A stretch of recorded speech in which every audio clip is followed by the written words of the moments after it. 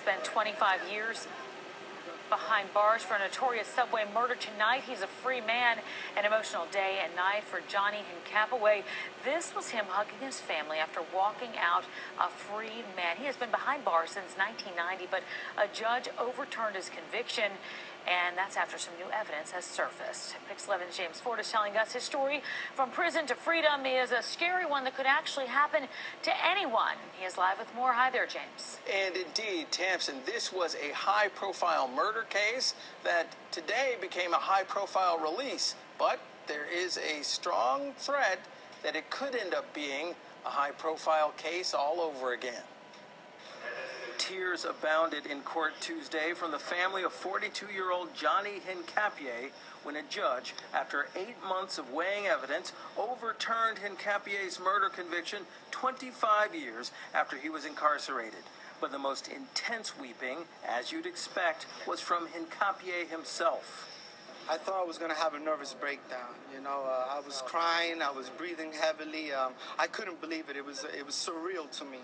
The judge's ruling was the latest chapter in a long, long road for Hincapaway. He was 17 when a group of teens tried to rob tourist Brian Watkins of Utah on a subway platform near Times Square back in 1990.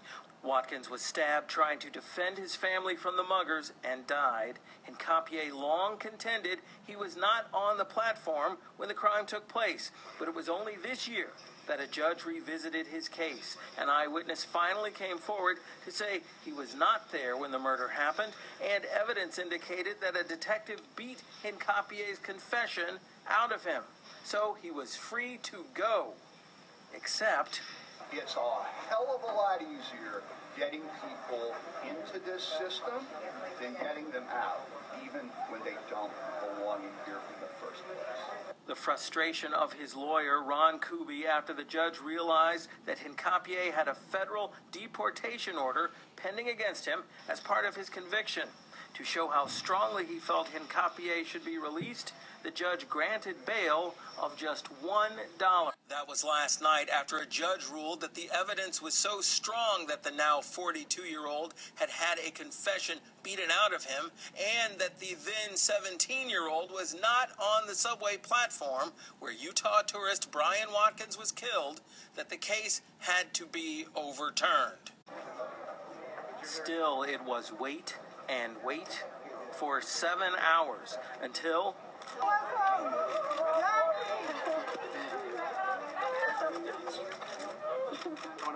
If it wasn't for Bill that started researching, finding every loophole, every flaw that took place, all the wrong, I would have never been in here.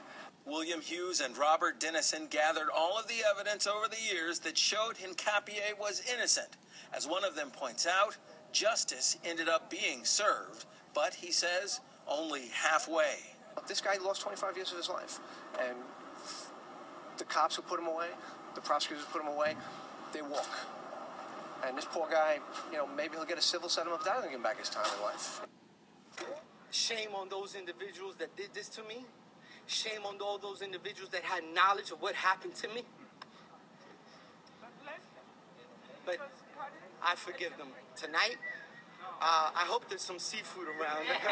Many tears of joy after 25 years in prison came to an end for Johnny Hincapaway, and other emotions accompanied that joy, including puzzlement. This is my first cell phone conversation in 25 years. And amazement at other technologies new since 1990. FaceTime? Okay. I know now. But the overturning of Hincapaway's case frees him to have another trial. Prosecutors have not dropped the case. I'll deal with that tomorrow, you know. Right now, you know, I just want to take one step at a time slowly and just spend some time with my family. And he credits his family and his many supporters, and certainly his faith in God, in sustaining him through all of this. And yes, indeed, starting tomorrow, he faces the prospect of a new trial where he and his attorneys are convinced his innocence will be easily proven.